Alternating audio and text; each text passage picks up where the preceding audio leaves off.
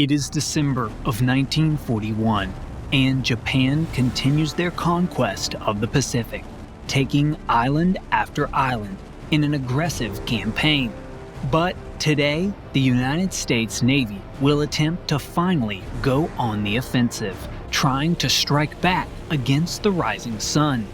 But for this mission, the bomber of choice is the last aircraft that one might expect, the PBY Catalina flying boat.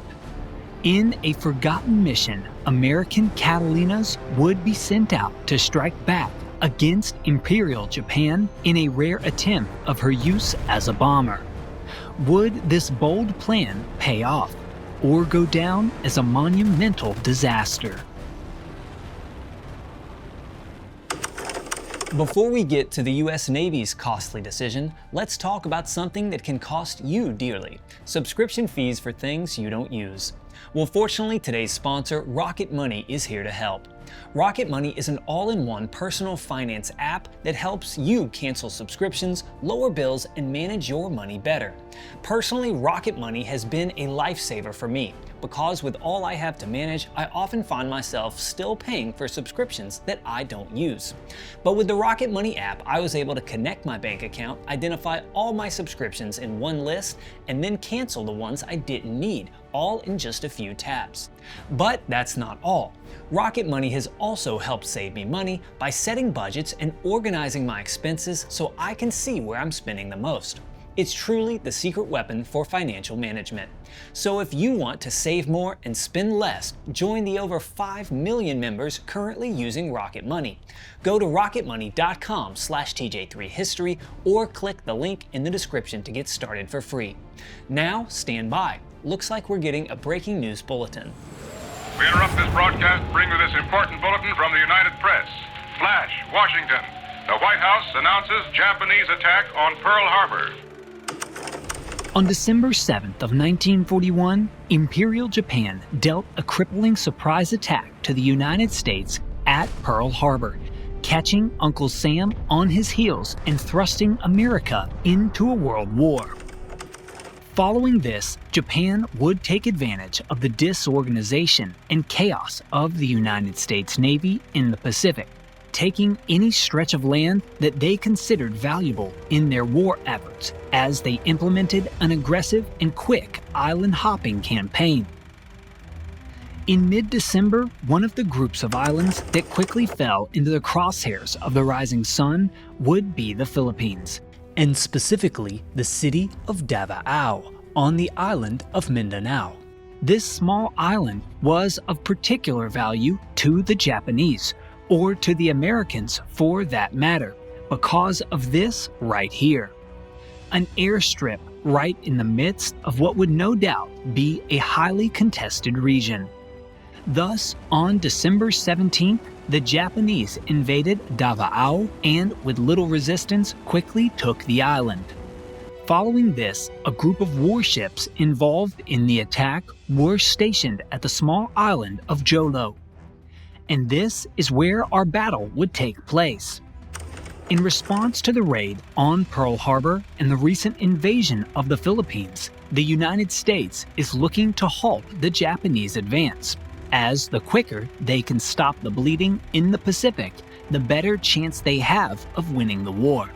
But the only problem is that both the Army and Navy are both woefully unprepared for war with Japan, with current resources in the Pacific being limited. But nonetheless, the location of the Japanese warships has been confirmed, and they need to be hit as soon as possible. The Army does have B-17s, but they are, at this point, extremely ineffective at targeted bombings. The only other available aircraft with the range to get there is a Navy ship, and a flying boat at that, the PBY Catalina. This was the one plane that the US forces had in large numbers in this area at the time, as the Catalina had been designed specifically as a patrol or bomber aircraft for use in the Pacific. The only problem is that it was designed in the 1930s. and what may have been an effective sea-based bomber at that time was now certainly far too slow and too poorly armed to be any sort of real threat to the cutting-edge fighters of the Japanese Navy. For perspective, the PBY Catalina had a maximum speed of just 196 miles per hour, and even less with a full payload of bombs, likely around 150. For context on just how painstakingly slow this was, the Japanese Zero at the time had a maximum speed of more than 300 miles per hour, more than double of what these fully loaded PBYs would be flying. Even the B-17, certainly not known for its speed, had a maximum speed of 287 miles per hour, faster by a large margin than the Catalina. In addition, her defensive armament was far from lethal. She boasted just 2 50 caliber machine guns in her blisters and just 2 or 3 30 caliber in the nose and tail. Her usage as a bomber was to be extremely short-lived. But with no other realistic option at this time, the US brass decided that this was better than nothing. And just after Christmas of 1941, with the memory of Pearl Harbor still fresh in their minds, the Navy assigned a mission to the PBY Catalina's Patrol Wing 10, one of the very first offensive attacks made by the United States in the war. This plan was to see Catalinas take off from the waters of Ambon in Indonesia and fly north more than 800 miles to strike the Japanese warships currently in the waters off Jolo. And due to the range, no fighter escort was able to be used. This raid would be the first of its type, and the men no doubt knew this and were prepared for the bold strike shortly after the celebrations on Christmas Day 1941. Selected to lead this assignment was a young pilot from Washington, D.C., Lieutenant Burton R. Hastings, one of the most respected men in the outfit, and without a doubt, one of the most capable pilots in Patrol Wing 10. On the morning of December 27, his 6 PBY Catalinas, loaded with bombs, took off from the waters of Ambon and headed north. The rare sight, 6 seaplanes in formation carried on for more than 5 hours as the sun rose over the horizon and the Japanese-held islands around Jolo came into view. And yet, another important detail here is that it is almost certain that very few of these men had ever flown a combat mission before. With the US entering the war just 3 weeks earlier, the Navy had flown almost no offensive strikes, and what little action had been seen was nearly all defensive in nature, and certainly not flown by any of the PBYs of Patrol Wing 10. So here, with the islands of Jolo approaching below, were 6 totally outdated aircraft, serving in a role for which they were ill-suited and undertrained, made up of crews that had yet to see a combat mission, or even to fire their weapons at the enemy. Although this mission was being executed in the early morning hours with the attempt to catch the enemy sleeping, the Japanese would not be surprised so easily. Flying at low altitudes and so slowly as the Catalinas had to in order to bomb accurately, the 6-ship flight was quickly spotted. Japanese aircraft were scrambled from nearby, likely both Zeros as well as A4M5 Claude fighters from the nearby carrier Ryoho. As these fighters began to take to the air, the Japanese shore and ship-based anti-aircraft fire began to open up on the 6-plane flight. After just a few thousand feet of altitude and moving at only 150 miles per hour, they were sitting ducks. And things began to get very hot very quickly for the PBYs of Patrol Wing 10. Almost immediately, crew members began to take fire, and the calls for help and medical attention began to ring out over the intercoms. With little training for such a mission and having never before been exposed to anti-aircraft, the flight had no choice but to break formation, splitting up to try and survive. Of the 6 aircraft, only one pressed forward with the attack immediately.